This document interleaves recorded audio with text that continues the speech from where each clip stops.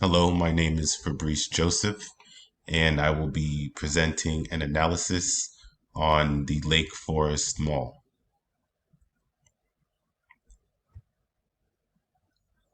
The purpose of this study measures and analyzes the market potential for office, residential, retail, and the impact of mixed uses. Through the analysis, we can then make an informed decision on how to proceed with developing the site. To create a successful project, it needs to be coherently planned, thoughtfully laid out, and phased over time. The Lake Forest site is a large site with plenty of opportunity that sits on over 100 acres.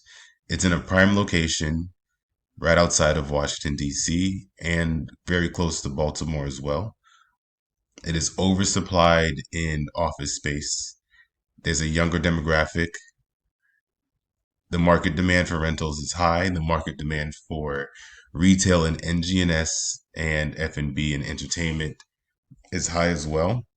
And there's makes an ideal opportunity for a mixed use development.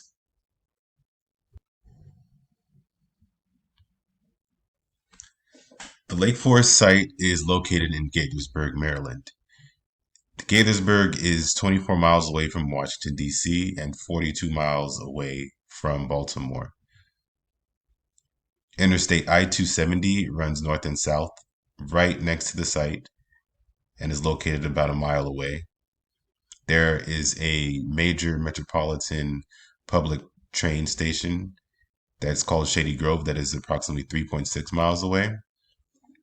Dulles International Airport is 40 miles away from the site, and Gaithersburg also has a train station that services Washington, D.C., Baltimore, and Gaithersburg as well. So there's access to and from the site from major transportation avenues.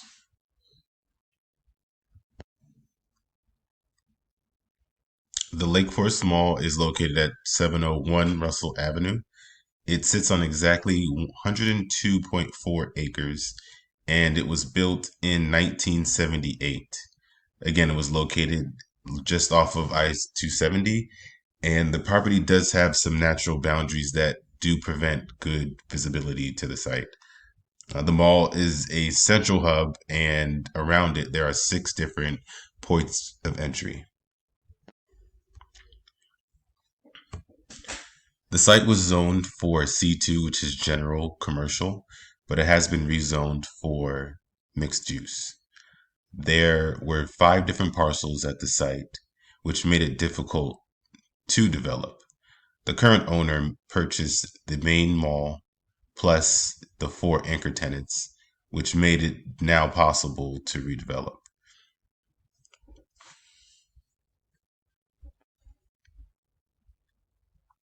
As you can see, the trade areas for the Lake Forest site have been illustrated in red and in blue. In red, you'll see that there's an indication of the 10-minute drive to the site. And along the I-270 corridor, you can see that it goes further north and south. What's shown in blue is the secondary trade area, which is about a 20-minute drive from the site.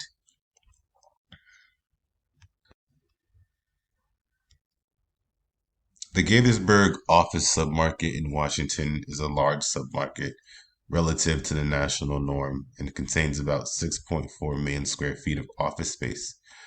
The vacancy rate has risen over the past 12 months at 8.1%. The rate is just below the 10-year average. And over the past 5 years, the annual net absorption has averaged negative 28,000 square feet. Rents fell by 7% over the past year to $28.90 a square foot. There has been improvement in broader overall terms, as rents have managed an average annual gain of 1% per year over the past 10 years. There is 135,000 square feet of new construction underway in Gaithersburg.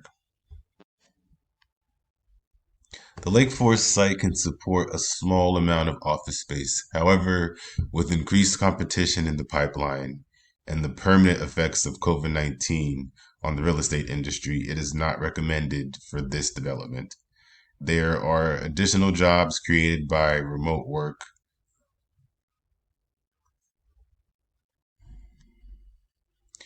The Lake Forest site can support a small amount of office space. However, with increased competition in the pipeline and the permanent effects of COVID-19 on the real estate industry, it is not recommended for this development.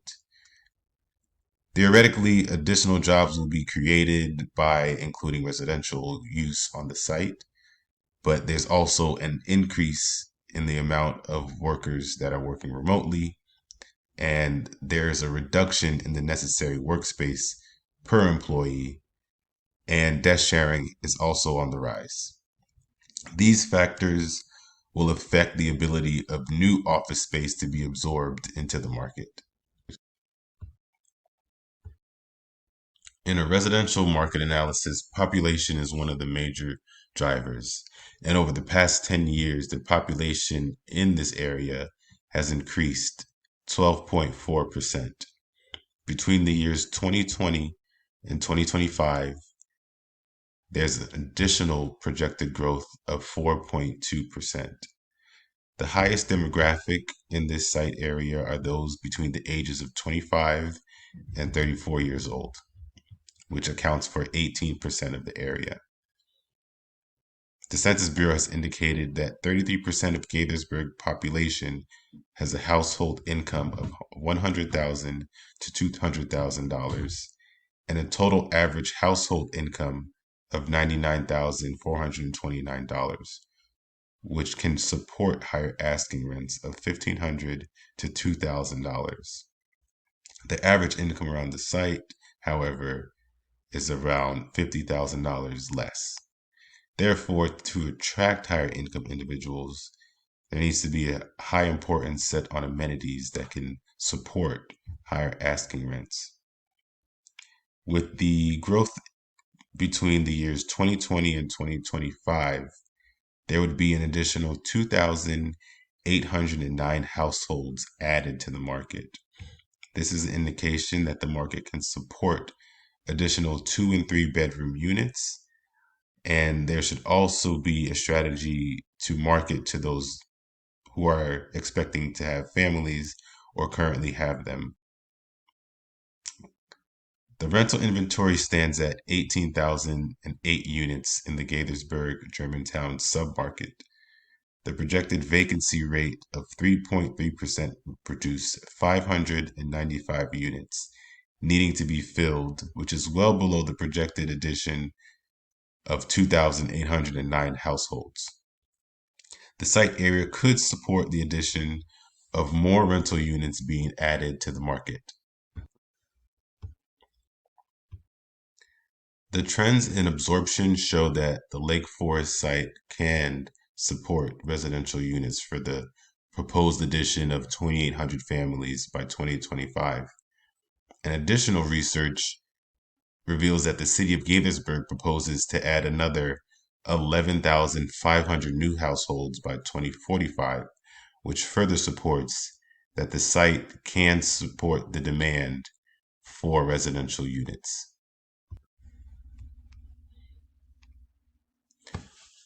The capture rates indicate the total demand of a particular retail category and calculates to see how much of it that we can include at the site. As seen, the two highest are NG&S at 25% and F&B at 23%. So we further analyze those to see how much we should include at the new development.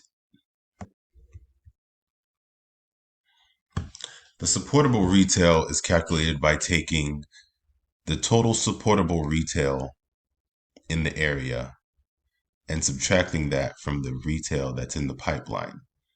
That will give us an indication of how much retail we can support at the Lake Forest site. As seen, we can support 35,534 square feet of retail.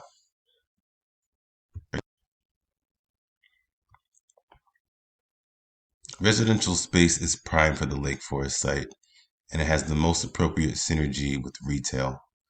Residents need a place to shop for basic needs and services, such as pharmacies, clothing, and dry cleaners.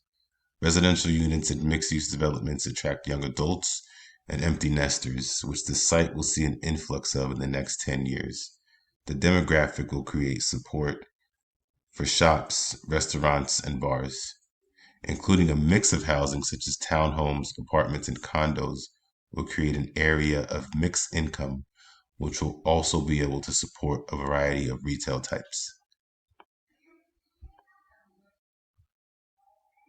In conclusion, it is recommended to include both residential and retail as a mixed use development at the Lake Forest site. Residential should be the dominant use, as the amount of retail currently at the site is oversupplied, with tenants that cannot drive traffic to the site. Unique retail and gathering spaces can attract new tenants, specifically young adults and empty nesters, which the Lake Forest trade area will soon see more of. Mixed use assets often generate value premiums that exceed the incremental cost of delivery. Market data largely supports that apartment buildings with ground level retail can generate a 5% or better rent premium to support buildings with just one use. As seen in the mixed use analysis section, premiums of between 8 to 10% can actualize at the Lake Forest site, which further supports the recommendation of a combination of residential and retail units.